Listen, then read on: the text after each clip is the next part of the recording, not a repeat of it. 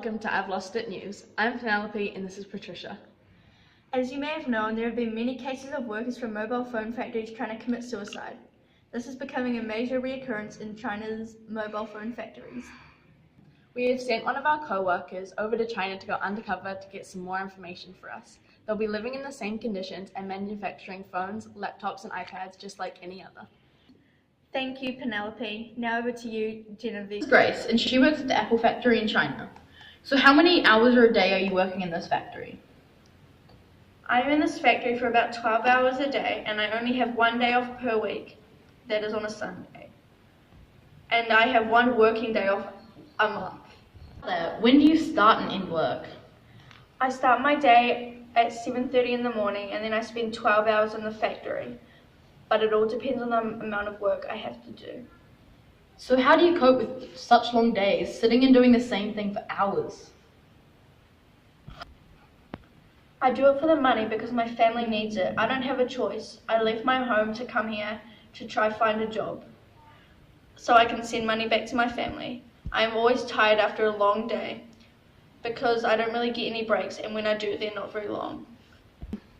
How much do you earn a week? I earn around $1.78 an hour, so $112 each week, and I have to use some to pay for food and rent, and the rest I didn't use, I send back to my family.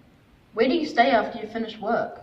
I stay in a dorm room with 7 other workers, and we sleep on bunk beds with a very thin mattress.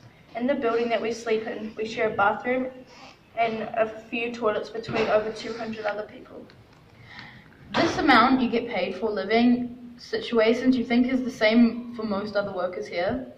For most of them it is, but some have small houses and pay more rent than we have to. But for most of them, they probably will have similar situations to me.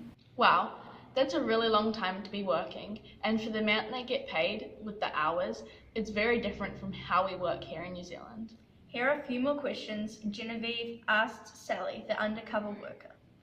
Did you find that the manager treated you and the other workers well? I found that the managers treated the other workers and I quite poorly. They were constantly yelling at us to get our work done faster, and the workers are treated so badly that a lot of the ones that I talked to were quite suicidal, and they have nets around the buildings and bars on the windows to stop people from jumping. Around how much were you paid? I was paid around $2 an hour, and if a worker made any extra parts that they were supposed to, then they get paid around 5 cents more. Where did you stay and live, and how were the conditions? I stayed with another worker in her house, and it was a 2-bedroom house and with a very small bathroom, and we stayed on bunk beds, and instead of a mattress there's a small thin piece of cardboard that we have to sleep on. Wow, that doesn't sound like the nicest environment to be living in. What were the working conditions like? I found that a lot of the workers were getting sick from the toxic fumes that were released from the machines and from the parts that they were making, and a lot of them were getting N-hexane poisoning and also getting cancer, and because they were trapped inside, they can't get the cures for their sicknesses.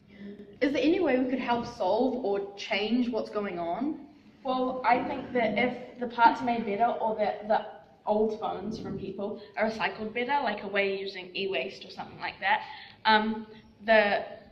the workers will have to make less parts, so the less toxic fumes will be released, and also the managers won't be rushing them, so that means there might be like less suicidal people and stuff like that.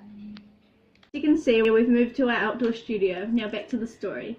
Thanks for the exclusive, Genevieve. It's crazy to see the conditions and the way that these people have to work on the other side of the world because they are so desperate and need the money for their families. Thank you to Grace for taking the time to speak with us today about your experience in the factory. Thanks for tuning in with us at I've Lost It News.